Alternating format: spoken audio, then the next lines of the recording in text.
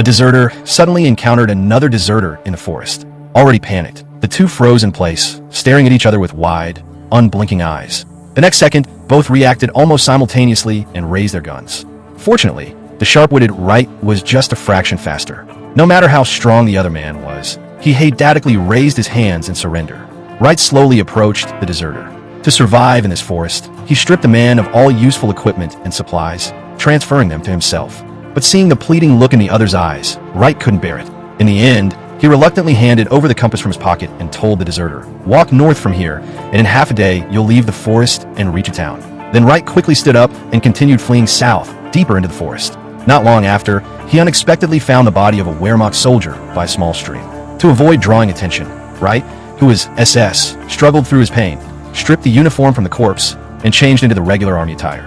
In the evening, Wright spotted a wooden cabin in a valley. Overjoyed, he cautiously approached. Step by step, he crept inside and carefully searched every corner, but there was no sign of anyone. Exhausted, he set down his pack and gear, intending to rest for a while.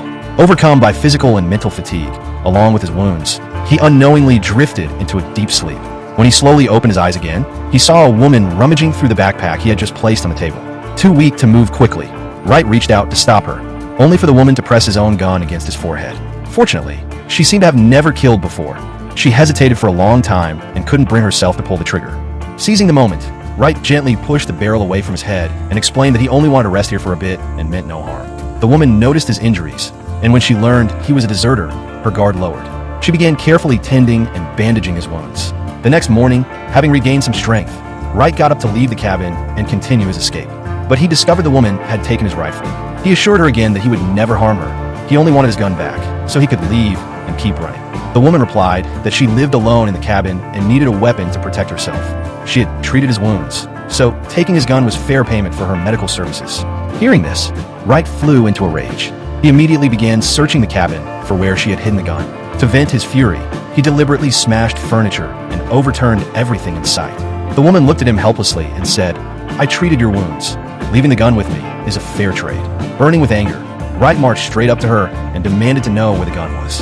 But the woman was determined to keep it. In a fit of rage, Wright slapped her hard across the face.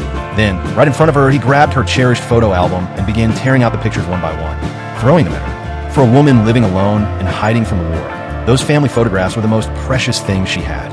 Finally, the woman reluctantly returned Wright's rifle. To thank her for treating his wounds, Wright voluntarily gave her a dagger. It wasn't the kind of weapon she wanted, but in the end she slowly reached out and accepted it. Not long after leaving the cabin, Wright came across the body of a German soldier. He approached cautiously. The soldier was still clutching a compass tightly in his hand. When Wright turned the body over, he saw, without a doubt, the very deserter he had robbed of all his gear lying dead before him. In that moment, crushing guilt and remorse flooded every cell in Wright's body. If he hadn't taken the man's equipment and weapons, perhaps the deserter wouldn't have died here. Suddenly, he thought of the woman back in the cabin who only wanted a gun to protect herself. He turned and looked toward the cabin, then back at the corpse of the deserter beside him. Finally, Wright stood up, turned around, and ran back toward the cabin. But when he reached the cabin, he suddenly discovered